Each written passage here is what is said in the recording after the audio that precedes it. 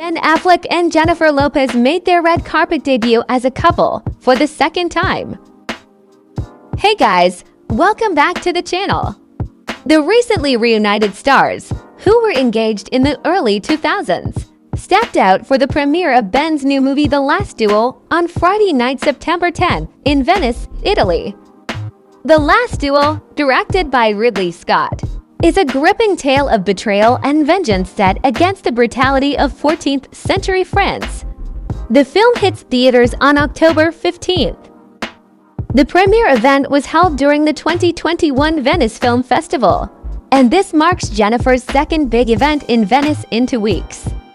She was previously at the Dolce&Gabbana show on August 29th, ahead of the movie premiere on Friday. Ben and Jennifer were seen holding hands while walking around Venice. Jennifer is expected to be in attendance at the Met Gala next week, though it's unclear if Ben will be joining her at the annual event. So give us a thumbs up, subscribe to the channel to stay updated.